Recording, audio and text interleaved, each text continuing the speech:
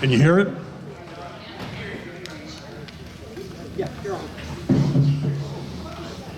Hello, I'm Ed Brundick, and here to introduce our hero for the night. Greater love hath no man than this, that he lay down his life for a friend. I'm sure you've heard those words before. They're in the Bible, written by John 15:13, about the year 83 AD. 50 years after the death of Jesus. Even back then, hundreds of years ago, thousands of years ago, giving up one's life for a friend was considered the ultimate act of kindness and bravery. Who would do that? Well, our guest tonight did that. In 1861, near the beginning of the Civil War, Congress realized they had a need. They needed some way to recognize our heroes, somebody who had done a great act of bravery during a time of combat. So they struck a medal, and it was called the Medal of Honor, sometimes called a Congressional Medal of Honor. And it was the rules for that medal was that it was the highest honor that one could get for performing an act of bravery during combat. You can't get that medal unless there's a war. So our guest got that medal. As you can imagine, it's a very elite fraternity. There's not many people with that medal.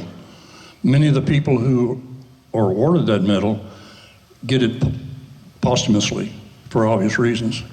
So our guest tonight got that medal, and it was awarded by Nixon in 1971. So we are honored tonight to have in our presence this national hero, Medal of Honor winner, Colonel Don Ballard.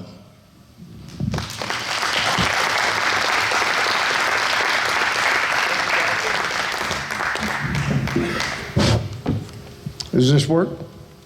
Can you hear me in the back? Too bad. The purpose of me being here tonight is to get free food. I'm also, I've had to be professional like the doctor here all my life. I've never been able to be myself. You know, I joined the medical team in 1965, pre-med major in dentistry. I wanted to be an orthodontist. So that was all, you know, up straight and up, you know, tight. So tonight I would ask permission to be just a normal guy talking to normal people, and let's have some fun. I retired as a colonel. I can give you a lecture. That's not what we're here for tonight. We're here to have fun. I joined the service in 1965. As I said, the Navy. Any Navy recruiters in here? Yeah, I wouldn't raise my hand either. The Navy had the best liars, and I went to the Navy to get finish my degree. I ran out of tuition money, and the Navy lied. They misdirected me. They said, "Oh, you came at a perfect time. We need dentists." I never heard that word again. 35, 40 years later, I'd never heard being a dentist again, you know. But at the end of the day, I got to be a corpsman. And I know I just met some Marines in here tonight, so if I tell any jokes, I'll tell them slow and twice. I'm the only guy in this room that can pick on corpsmen pick on Marines without getting their butt kicked, right? I was a Marine myself. If you don't believe me, ask any Marine that served in combat, and he'll tell you I did as much, if not more. Can you turn the volume down on this a little bit? Yeah. So, thank you. I think it's too much. Tonight I want to have fun. Like I said, I'm going to talk a little bit, and then I want to open it up for question and answers. I am here for you. If you walk out here tonight with a question, not getting the answer you're looking for, that's your problem. Now, if you want honest answers, that'll cost you a little extra. And sincerity costs you a little more. Oh, hell with you. So I joined in 1965. You know, we're all about the same age group in here, you know, 39 and holding. But let's keep in mind, I joined before 1965. There was no Vietnam. I mean, yeah, it was on the globe. I saw it on the map once. I didn't know we were going to be at war there. I'm often asked, did you go to fight? Did you join to go fight? I said, no, hell no. I wouldn't have joined. I did not go to fight in the war. I literally went there to get tuition assistance. I wanted to finish my college and have the government pay me to do it. And then I thought I'd stay in there and become a dental officer in the Navy. That was my goal. So I spent some time with the Navy. I quickly learned after 2 years that I wasn't going to be a dentist, and I had to suck it up. You know, here's your straw. That's what the Marines say, here's your straw, suck it up. And so I went to the hospital core school. I worked orthopedic and neurosurgery, ER and OR. That's what my specialty. And so I love trauma. If you want to mess with me, come on. I can take care of you after I whoop you. But let's have some fun. So I was drafted literally in the Marine Corps. The Marines are part of the Navy. They say the men's department. But in any case, they ride on our ships, and we're water Uber drivers. That's all the Navy is. We drag Marines all around the world and dump them off and hope they never come back. Trouble with that was I had to go with them. So when they dropped me off, what are you going to do? I couldn't swim that far, so I decided to stay with the Marines. I fell in love with the Marines. Now, this is the Medal of Honor. Nowhere on here does it say you have to be smart, because I wasn't. But what it represents to me in one word is love. Love. I loved the guys that I was there to do. What motivated me was the job. When somebody got wounded, it was my job to run up there and treat them. And knowing that the enemy knew where they were so they wouldn't have got shot, So here I am, a second duck coming up as a target. I understood that.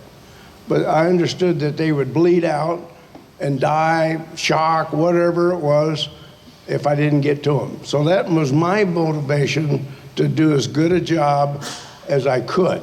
Bless you. So that's what I did. I was wounded 8 times because the Marines were supposed to take care of me. How come I got wounded 8 times? And I killed 6 Vietnamese soldiers. 3 of them was with my knife. So what I usually tell the kids and the teachers and everything else, how do you expect me to come home and be normal? I'm not normal. What is, by the way, what's normal? I don't know what that means, Doc. But my attitude was do what I could for the right people, for the right reason, and try to make the best of it. That's what I do today. I retired out of the military. I stayed as a paramedic. That was a question I asked you to bring up, was the fact that the people here, first of all, let me see a show of hands of veterans. Now, I want to thank you for being a veteran, but I also want to thank the non-veterans for taking your time to be here tonight to want to learn, what veterans are all about, why you have the freedom you got tonight, who paid the price. And sometimes I'm asked, would I do it again? I love you. I love this country. I will do whatever it takes to protect this country. So I'm gonna finish my story with the idea that after being wounded and I came home, I was messed up. I have traumatic brain injury. I have an emotional. They call it today. Now, back in 65, 66, 67, all through the early 60s, they didn't have PTSD. That's a later diagnosis that they had to label in order to say, well, that guy screwed up. Yeah, we know it, but let's put a label on it and then we can charge more. We can diagnose, hopefully we can find a treatment. So shell shock, I mean, traumatic brain injury happened to be something, I don't know who thought it up, but, we're PTSD. It is. I do not suffer from post-traumatic stress disorder, PTSD. I suffer from post-traumatic stress, H, for humor. There's only, the pendulum swings, and I choose to be on the humorous side instead of the depressed side. Life's about choices. I'm offering all of you the same choice tonight. Enjoy life, see the humor side of it. Don't let shit get you down, I mean, unless you've been through what most of the veterans have been through, and I can only talk about myself. When I killed a person with a knife, and I killed 3 of them, it changes you forever. I can't be the same guy. I'm messed up. I am messed up. So don't screw with me.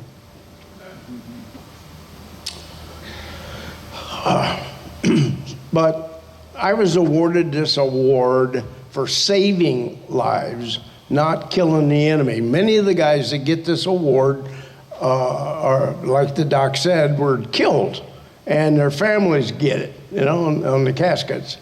I was fortunate.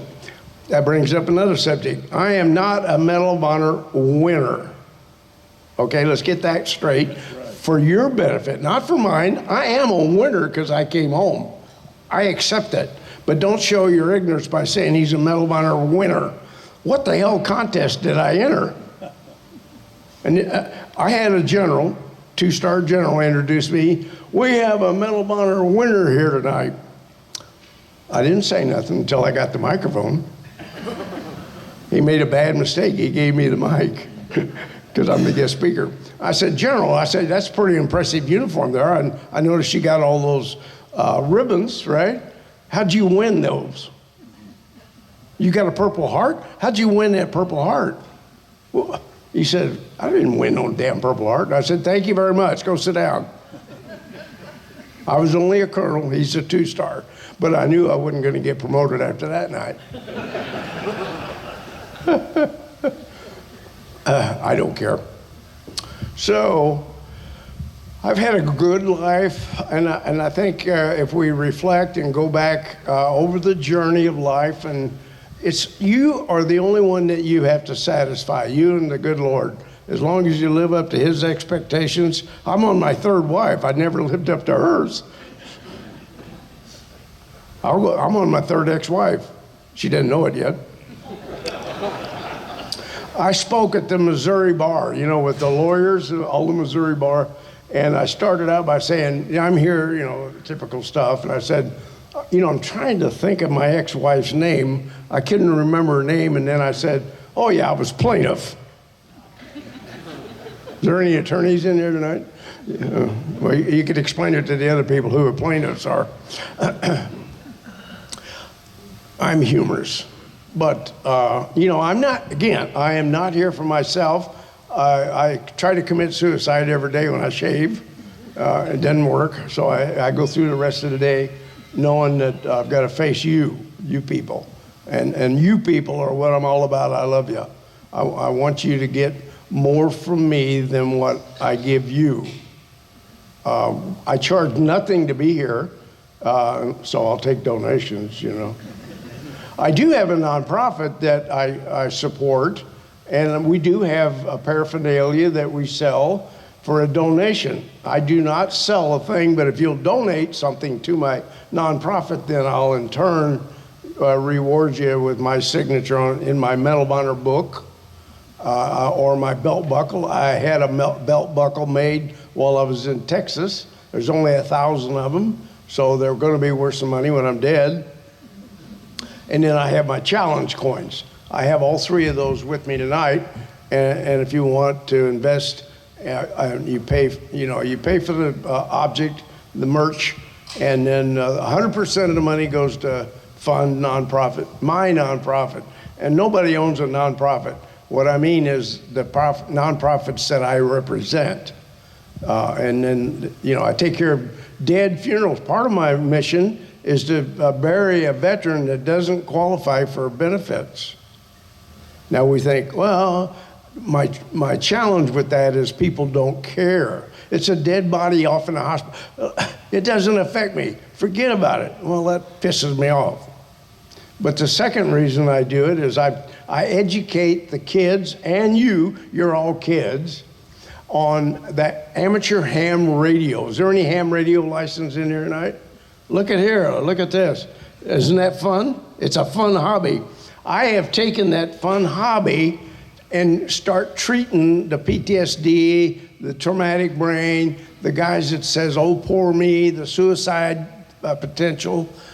I give them another sense of purpose, a new family, a new a reason to stay alive.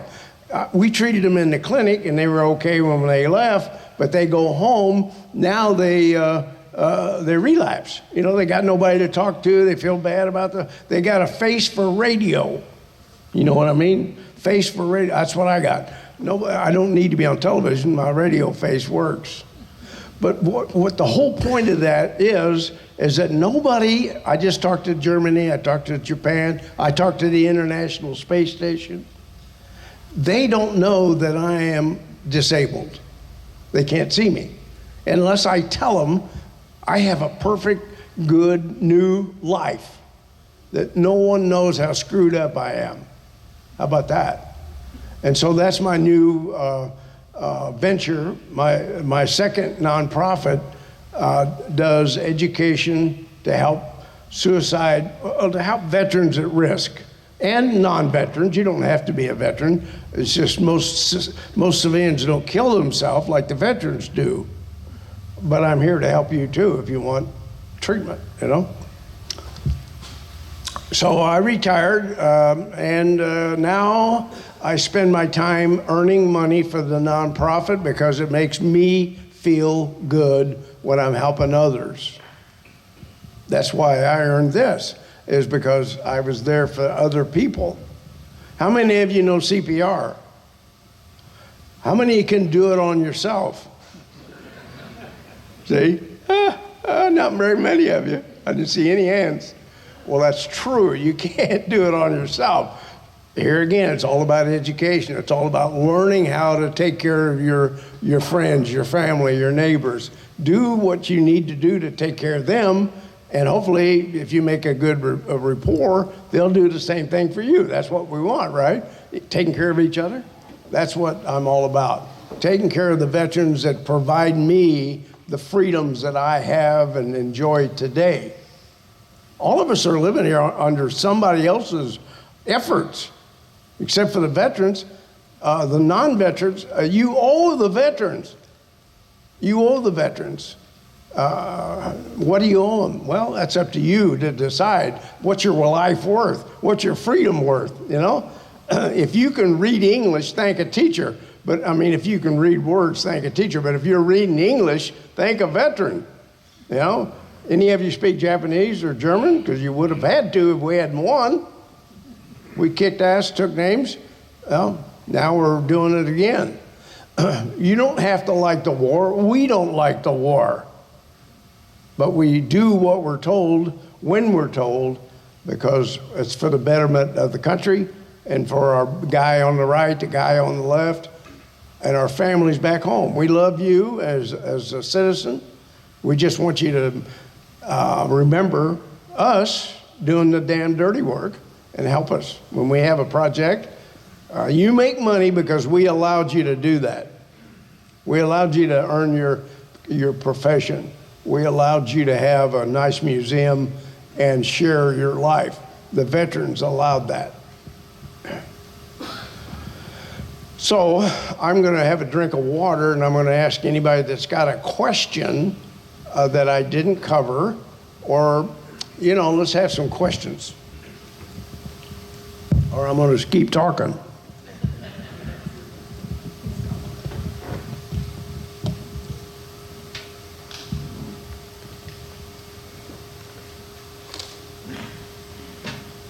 Yeah, I think you're all cowards. I just happen to have a question. Doc, I knew you'd come through for me. Thank you. I was sitting here wondering. I wrote this down. I've often wondered if I was confronted by a situation like you faced, or even something simpler like coming upon a robbery in the street? Would I cut and run or stay and do the brave thing? Is there any way that one can have an idea of that before it actually occurs? That's a really good question. I don't know how you would evaluate that, because I was afraid. I was scared. I didn't do it because I was threatened. I did it because I wanted to do it at that time. It's a gut thing. It's whatever you've been raised to take intervention, stand up for your other buddies, as we talked about a minute ago. Are you there for them, or are you going to let them get killed or hurt? You might get hurt yourself. That's a risk we take. But if you catch the guy off guard, you can probably do some damage before he can hurt you. No, the answer to that is no. It's inbred, it's training, it's love. It goes back to love, if you're willing to risk something to help somebody else. I'm maybe on ground here that I'm not supposed to step on, but you jumped on a grenade, right? Yes, sir. Okay, my question is, that grenade malfunctioned. Why do you think it did that? I have had 55 years to think about that, because the last thing I wanted to do was commit suicide. I had a wife and 2 kids.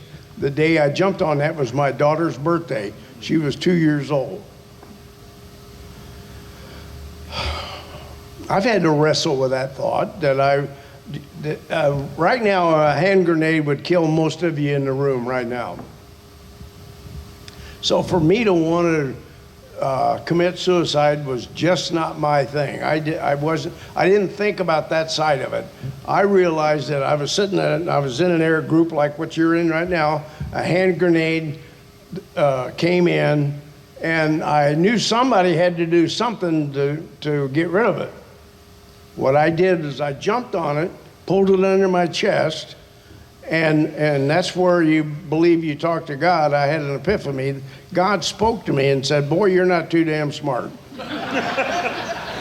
and so he said, "Get rid of that thing." And I rolled up on a patient that I was treating, and I flung it in the air. What that citation doesn't say, because no one witnessed it, is that it went off in the air. I shit my pants and got back up, So I did not intentionally jump on that hand grenade for anything except to get rid of it. I was basically saving my own life, I throw an M80 firecracker. How many of you is going to go pick it up while the fuse is running? You ain't that dumb, right? Now the citation, let me explain the citation in a minute. If you read my citation, it said, I hollered grenade, I jumped on the grenade, I laid there for 4 or 5 days, and it didn't go off, so I got up and continued treating the Marines, right? Well, half of that's bullshit. The other half is true. I did jump on it. You don't have 4 or 5 minutes, but I had the cognizant ability to say, get rid of it. So I rolled over and I threw it, okay? So the Marines that was with me that wrote me up didn't see me throw it away. How many of you would leave a grenade laying here not knowing when it was going to go off? You wouldn't. No. You might kick it and go off, What the hell's wrong with you? That's Marines that broke their Crayolas, that's all. I pick on you because I can. Tear up your shot card. Okay, if no one else has a question, I have one more. Okay, we have come on. Yes, sir. Stand up so I can hear you. There you go. Thank you, first of all, for having the balls to stand up and talk. So, when you got back to the US and your mother read the citation. Wait a minute, you speak English? Yeah, I'm trying. Is that good? Slow it twice. Remember, I was in the Marine Corps. Yeah. So, when you got back to the United States. Yes. And your mother read the citation for the action. Citation. What you did. What did she say to you when you met her? Say when she read your citation. Well, my mother didn't have too many words, but my wife did. What the hell were you thinking? I did, keep in mind, you brought up a subject that I want to expand on a little bit. If you weren't there, you don't know, and you don't know what you don't know.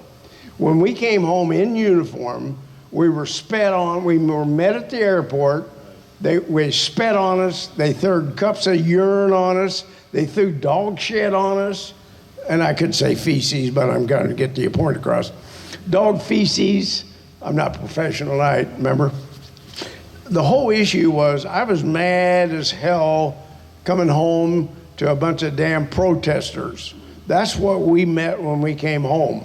A bunch of worthless tits on the board, worthless people. Excuse my French. If you didn't know anatomy, you wouldn't know what I was talking about. They were worthless people. Now, I spent several years trying to figure all that out, and I finally got the answer. The answer was they were trying to do away with the draft.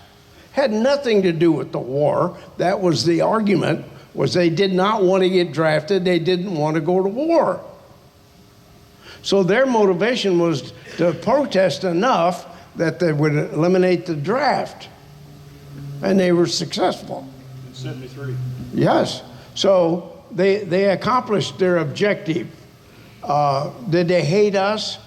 They appeared to. I mean, yes, we felt that they did. We were not well received when we came home. We were labeled baby killers. I was still in the military, of course, and we were not allowed to wear our uniform off base. Now, how proud of you are they? You know, if you can't walk amongst you without starting a fight or causing trouble, uniform was a symbol of freedom, but it also was a symbol of trouble. We were not allowed to wear our uniform. So, to answer your question, you have another question? But finish your question first. My family was proud of me. I mean, how many times do you get to meet the President of the United States? My family was all right there. They all got to shake the hands. Tricky Dick was a friendly guy, and we were proud of Nixon at the time. And I'll go down in history now saying Nixon did more for this country. Who else was getting ready to be impeached, but saved his honor and resigned? Has that ever happened? And it's never happened since. I mean, we've had a lot of impeachments because they wouldn't move on. Here's a guy that didn't break into the hotel, the Watergate. He didn't break into it. His people did. And he stood up and took the fall for his people. How wrong is that? Not in my book. I think he's honorable. And I'd vote for him today if he was running. But that's my soapbox.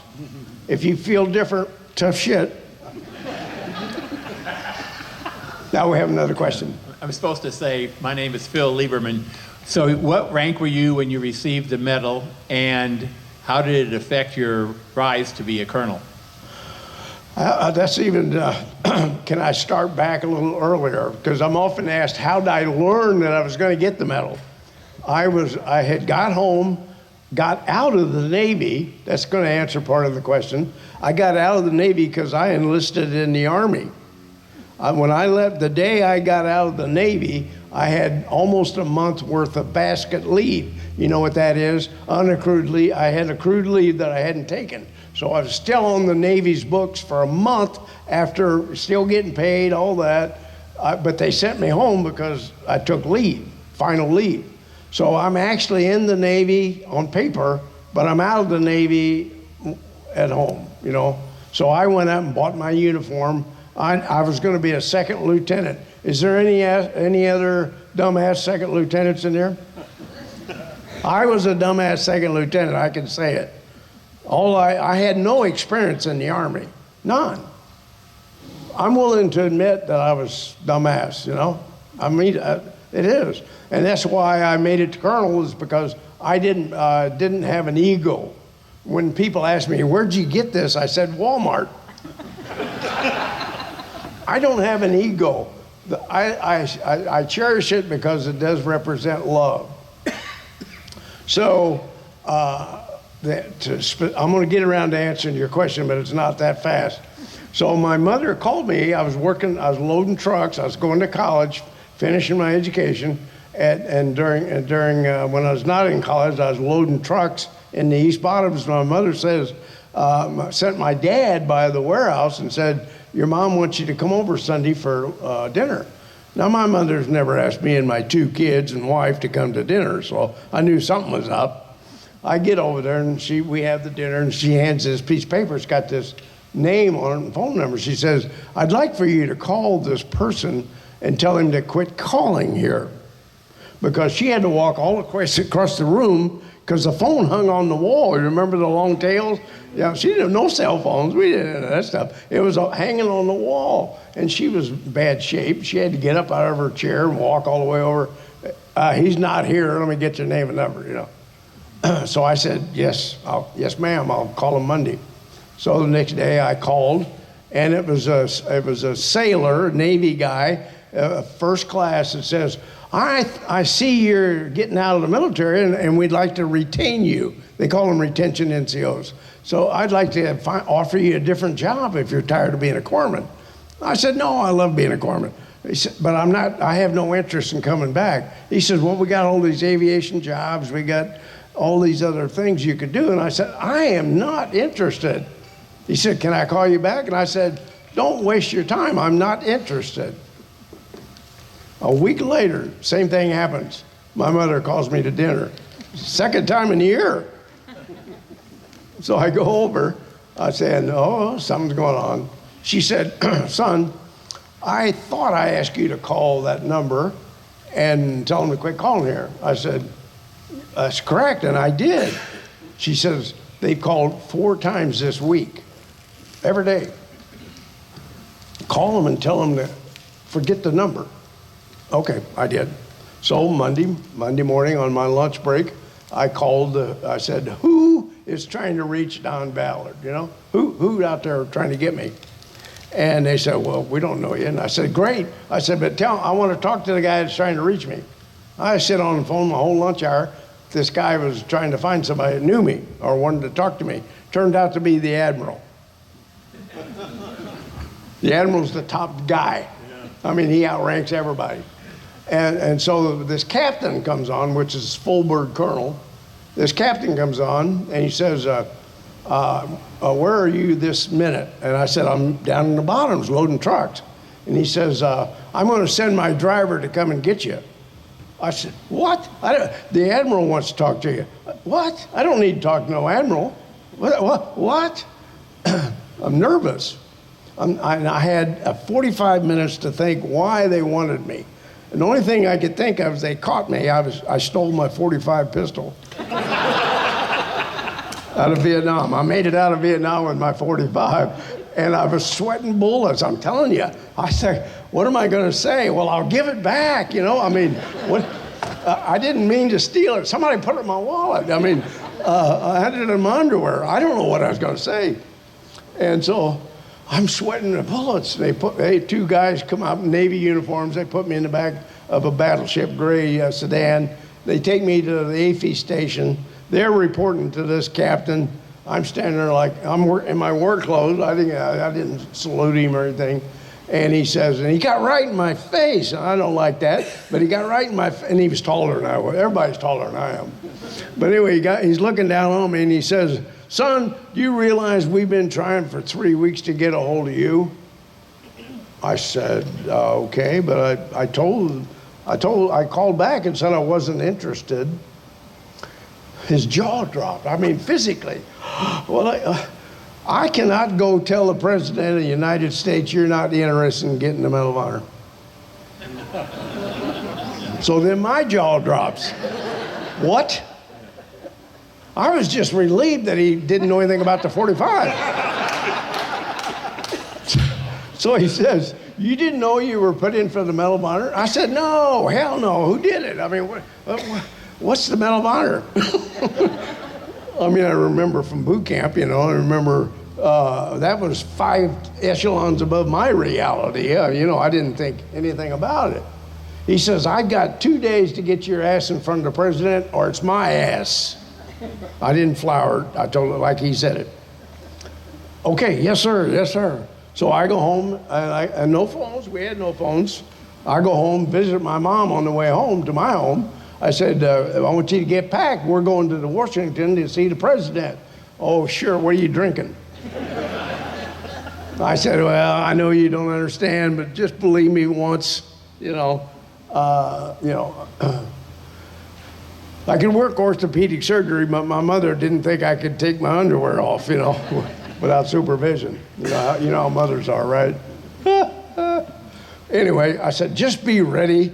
So I waited until Dad got home, and I told him, I said, here's what's going on. I'm getting this award. I didn't even say Medal of Honor. I'm getting an award that the president's going to issue to me in front of Congress, you know, or in the White House, or I didn't know. I was only 22, 23 years old. So, okay, he says, we'll be ready. So we did. And by God, you know, 2 days later, we're standing in front of the President of the United States. And so that was an experience that probably none of you have had. For one reason or another, he's thanking me for my service. He's putting this blue ribbon around my neck. And he had really terrible bad breath. You know, he had halitosis. And the reason I brought that up is I had a flashback. I was talking to a bunch of kids, and that made their day when I said he had bad breath. You know, get away from me. So I had a flashback, sorry. Anyway, so he's putting it around my neck and he says, I'm proud of you. America's proud of you. You're an American hero. Thank you for all you've done.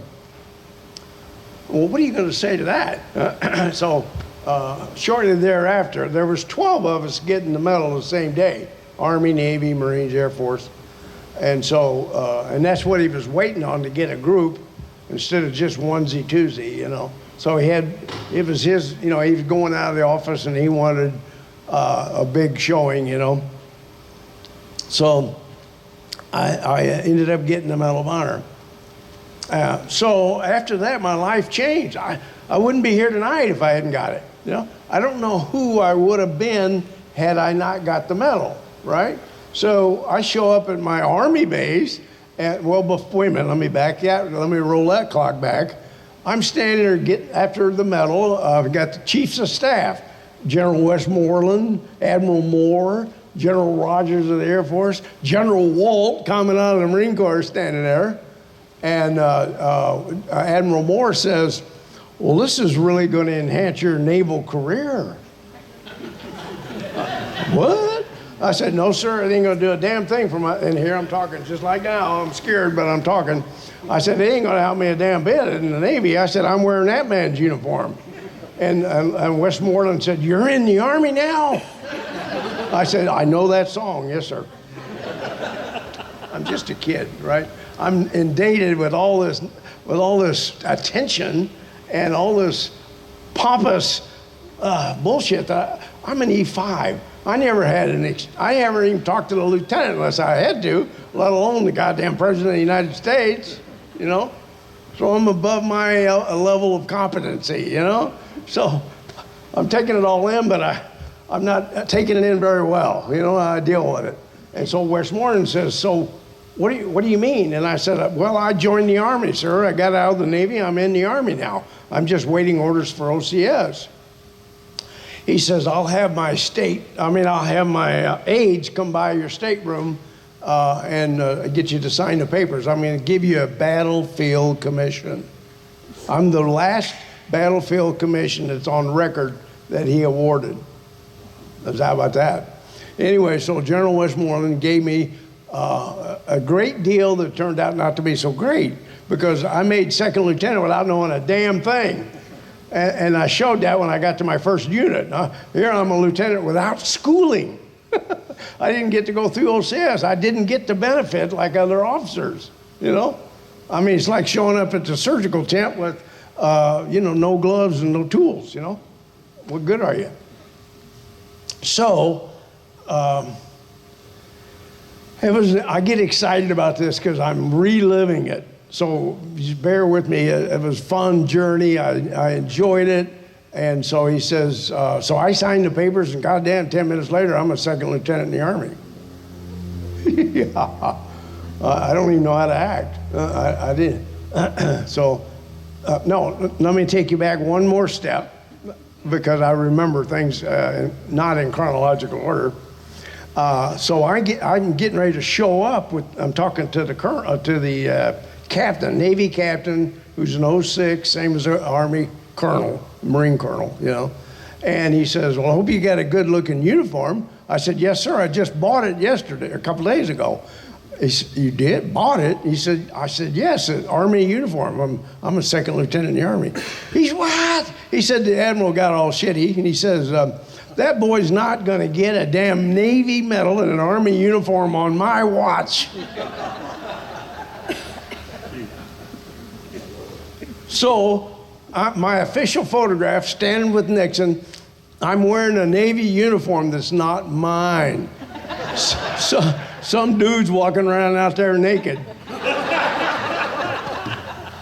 I still got the uniform. I gave it to, what time?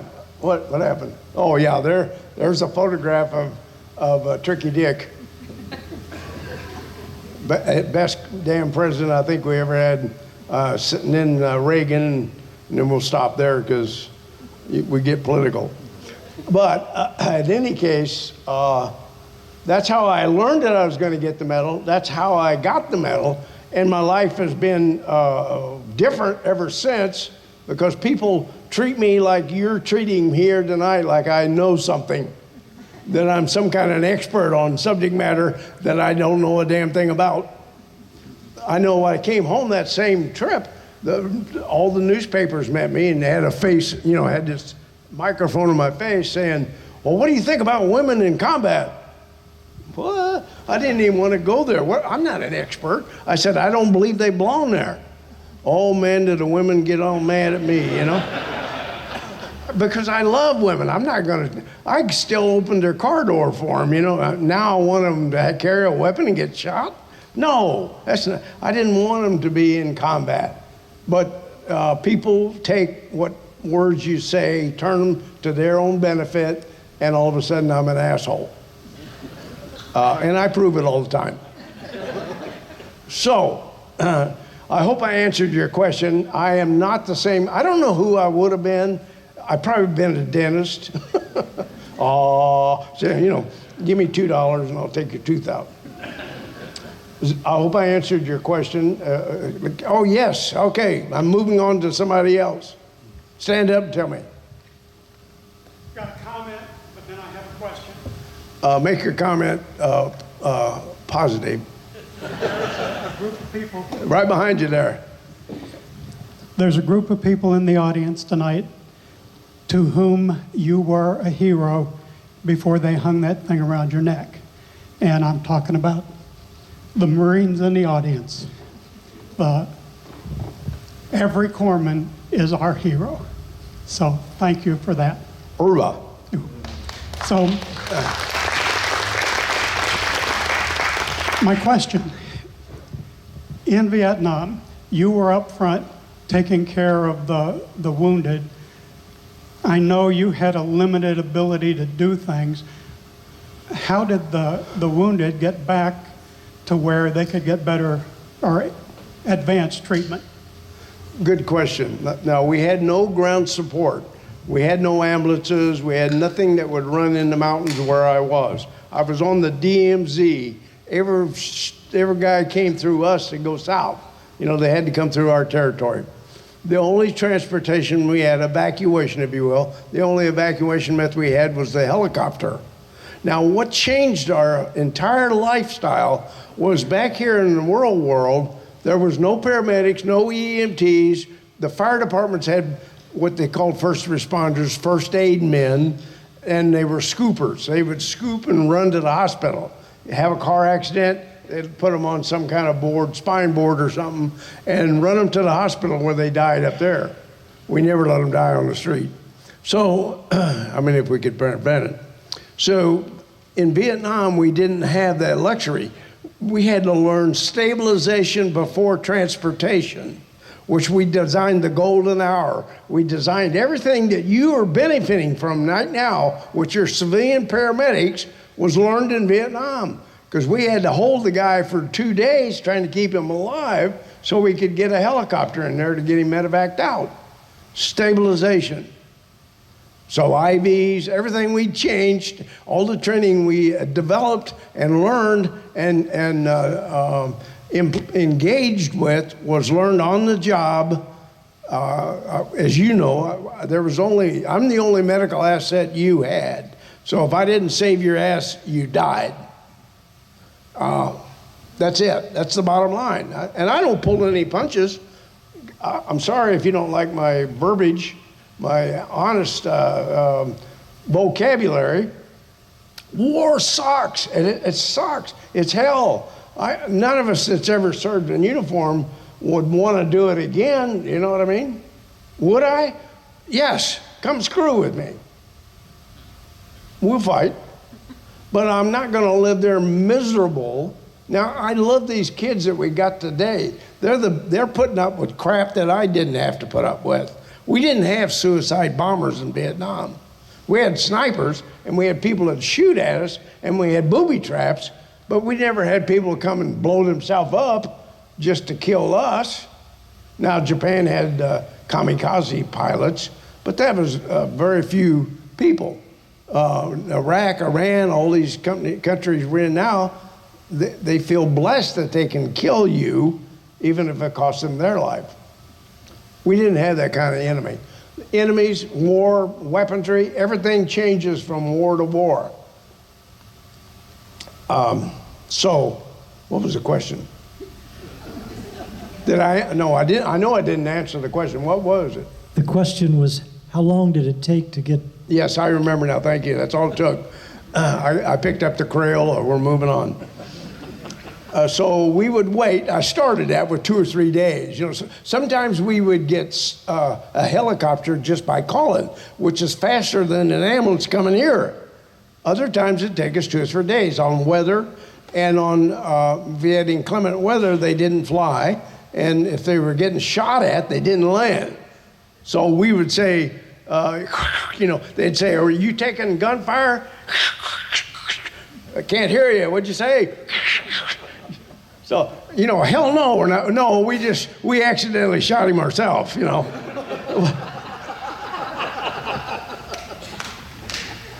The damn fool shot himself. No. Okay, you see my personality. I don't give a damn. Yes, sir. You got the Medal of Honor. Who put you up to get the award? Okay, that's another story. Who put you up to get the Medal of The Honor? Marines that I served with. Okay. The good, bad, and ugly part of that statement is I did not know not one of those guys. Not one of them. Because we set up, we were on a route in a marching unit. We're going from point A to Z, and somewhere in between we took a break, and we had some heat casualties. These heat casualties, because they were newbies, they weren't acclimated to the temperature swing over there, so they dehydrated. I gave them all. I carried 6 canteens of water when you guys carried 1. So I gave up all the water I had, trying to keep them hydrated. And then we said, I've got to medevac them out. I can't keep carrying them. And we couldn't pick them up and drag them. So we called in a helicopter. I went down. We're on the side of a mountain. We walked down to where the helicopter could land, flat ground. The elephant grass was 10, 12, 14 foot high. We had to clear a path so they could see us. And we put out orange panels so they could fly over, see the panels, come back around and land, see? And of course, when they landed, all hell broke loose because everybody tried to shoot them down, So the only evacuation channel we had was those helicopters. So we didn't know when we could get one. Like I said, 10 minutes, 5 seconds. And then if they were flying over and we caught them, they would, no matter what their job was, what their mission was. I've had them land with food. I've had them land with water buffaloes. I've had them land because it became more important to get my Marines out. They were all Marine pilots, by the way, and the Marines was going to get that Marine. Yeah, sorry. They were going to save his life. That was the priority. Now you got me on the emotional side. Be careful. So, yeah, and so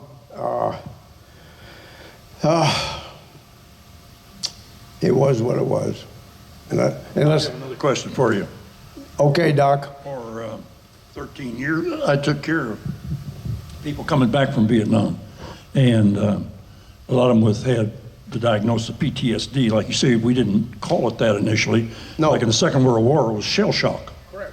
So you were on top of that grenade. What some of the people that I've seen come back have flashbacks. Do you ever feel the grenade still pushing there? I have a lot of problems with that. I have traumatic brain because I got injured later. I have PTSD because I didn't want to die. What motivates me was helping other people. My job was to get up there, save their life. I didn't have time to screw around and think about my damn problems. Do I have time now? Yes. That's why the Vietnam guys are surfacing now with all the challenges, is because there's nothing to distract them in their real world lifestyle, you know? When we're sitting at home with nothing to do, all these damn memories come back. So the flashbacks happen when we're not engaged or we're not actively involved. That's what my radio is about. Get them involved and get them to think about something else besides, oh, poor me, or God, I could have died there. Well, you didn't, so get on with it, you know? I believe in tough love. I believe in, especially with kids. They're not learning a damn thing in school, you know? And of course, I'm going to the high school tomorrow, so we'll see what that turns out. I get invited to a lot of places once. You know, talking about disrespect for the vets, I was at Fitzsimmons Army Hospital for 4 years in Denver. Nice. And we would have people there they would have 1 to all 4 legs or arms partially missing. When we sent them home for recuperation leave, we would have to do so in civilian clothes because they would be mistreated. Injured veterans would be mistreated. It's amazing. Thank you. That strengthens my story earlier about how well you frickin' people loved us. And if you're one of the protesters, I'm sorry you're still alive. But here's my point. Hopefully you've outgrown that silliness. Hope you've been exposed to people like me, these town meetings, and you've learned that don't blame the warrior for the damn war. We were told to go over there. We were told to do what we had to do. I didn't go over there to kill anybody. I killed 6 men only because I had to. They wanted to go home to their family too. It was just me or him. And I lifted weights the whole time in high school and college. So screw with me, you little skinny bastard.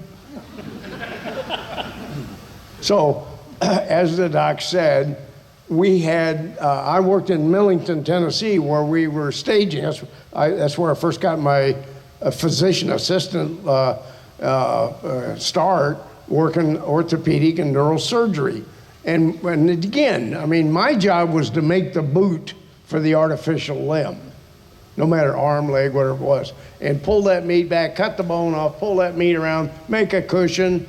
That's gory, but I had to do it, you know. You do what you do for them. I'm lucky that I had the worst job in Vietnam, but the most rewarding.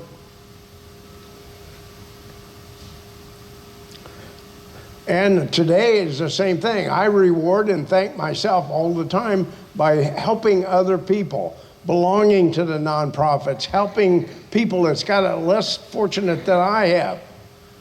I am a winner, but you call me a Medal of Honor recipient. I am a recipient of the award. I'm not a winner. I didn't enter any contest. What makes me a winner, and I accept it, is that I'm one of the ones that made it home alive, because 90% of them get it posthumously to their mother. So I am a winner, and I won't be offended if you say that, as long as you're giving me money for my nonprofit. So I'm going to sell stuff, and I want you to donate. You know, I suck at asking for money, so I sell stuff. You know, I ask for donations, and I reward you for giving me a donation. You owe the veterans back here tonight. If nothing else, when you leave here, have a better understanding that what the price of freedom is and who in the hell paid it. That's all I'm looking for. That man, those people back there, men and women, did what they were told to do when they were told to do it, or they'd be in the brig. You know, we did what we had to do because we were told and made to do it. Again, I was not made to kill anybody. I chose to do that to save my own life. Next question. Yes, sir. Stand up there, Marine. Hi, my name's Barbara Cole. Speak up. I'm Barbara Cole. I'm a woman veteran. I served during the Vietnam era. And during Vietnam, they only had like 30 women Marines that even went to Vietnam, but we were not nurses. But I know there's a lot of Navy, Army, and Air Force ladies that were nurses over there and did the field hospitals. But I know your job was so much harder being out in the field, even though their jobs are bad. Your job was more dangerous out there, and I'm so proud of you. Well, thank you very much. What was the life expectancy of a medic like you during the heart of the Vietnam War? Just a matter of months. It depends on the enemy activities. Most of it, I outlived 80% of the corpsmen. I'm wounded. I told you I was wounded 8 times. I was. I got 3 Purple Hearts. We don't get a Purple Heart, for the people that don't understand. A Purple Heart is a ribbon that says you didn't get your ass down in time. It says you got wounded. Could have been a shot, a bullet hole. I have bullet holes. I had fragment blown up in my face. I lost some of my teeth. You know, I was blind for several months until the swelling went down, and I was able to get my retina straightened out. I've had surgeries. All that is to say, we did what we did for love, and a Purple Heart is representative after you get treated. We, as corpsmen, we didn't have the luxury to fly back to the rear. We were out there with the guys, and we couldn't go back, because if somebody got wounded, we had to be there. That was our choosing as well as regulations. Somebody had to be there. So we treated each other in the field. And as all you veterans know, if it's not documented, it didn't happen. I would have 8 Purple Hearts if somebody treated me in the rear with the gear. But I didn't. We treated each other so we could stay out in the field. Besides, the turnaround time was magnificent, because I had a bullet hole in my abdominal cavity. I was only in the rear 3 days, patched up and sent back to combat, because they needed us. And I was willing to go. I could have wussed out and said, "Oh, I'm in pain." No, I wanted to get back out to my guys. We saw an inordinate number of gunshot wounds to little toes. I don't know if you saw those. Guys would shoot their own little toe off rather than having to go to where he went. Never their big toe, always their little toe. And that bothered me a lot, but what really bothered me the most is because they wanted a Purple Heart for that. Well, the motivation was to get out of combat. I don't give a damn what kind of award you get. They're sick people. Would you shoot yourself? I'm going to give up my foot. You'd have to be a good shot. You'd have to put the gun, put it right on top of it. I don't like cowards. I understand the pressure. I was scared. I understand people that couldn't take it. I get it. I understand it. there has to be a different way to get them to the rear without all that trauma, because our job was to keep as many fighting force forward as possible. In other words, keep the guys armed, keep them trained, keep them treated well, keep them healthy, so we could handle the next fight, the next attack, to keep the rest of us alive. We were out there just like in the middle of that field out behind you, and I was telling you that once I medevaced the heat casualties, there was only 6 of us there. The unit moved out. And my mother did the same thing when I went to the grocery store. I came home and they moved. Anyway, the unit moved out. And so I had the radio guy that called in the helicopter. I said, well, where are we going? And he says, I'll find out anyway. Just pay attention, Doc. So follow me is what he said. And so we walked through the damn jungle, not trying to keep low profile. We didn't want the enemy to know where we were and what we were doing. But there were 6 of us in Vietnam by ourselves. That was scary. Shit. Anyway, thanks for the question and thanks for the compliment, because it's love. Like I said, it stands for love. That I earned it. The guys love me. I always say there would have been a lot more issued, given out, if the Marines hadn't broke their Crayolas. That's a joke.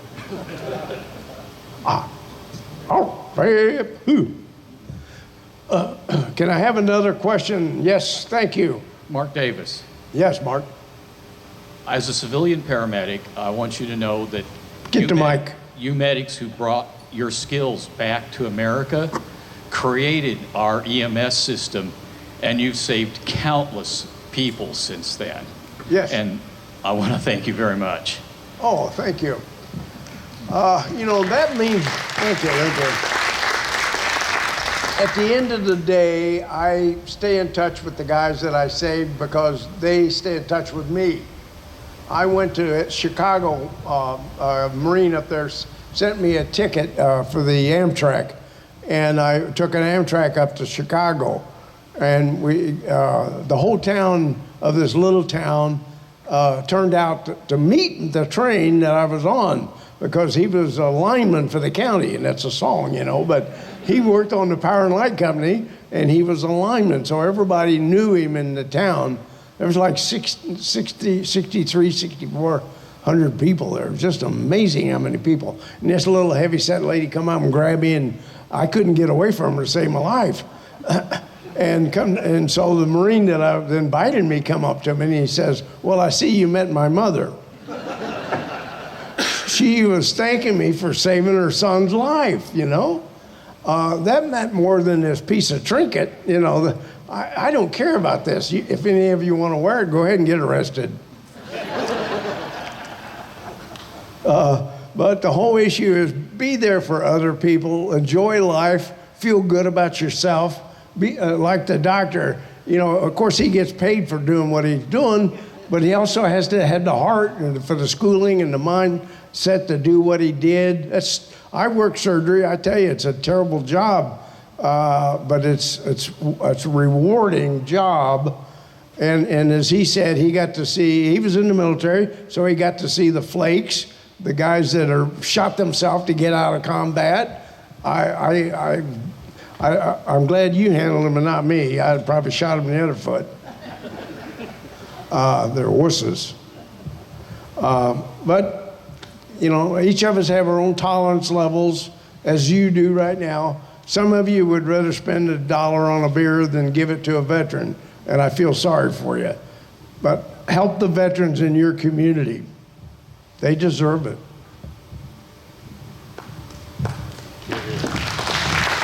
Thank you very much. Thank you very much.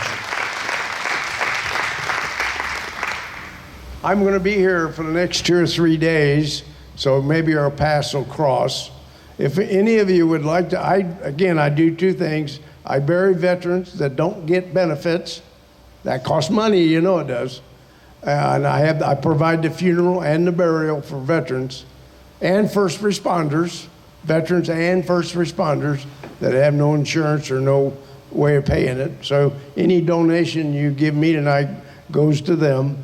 And then secondly, the ham radio. I want to encourage the ham radio guys in the community to help me promote that and get the kids involved in some hobby that saves lives.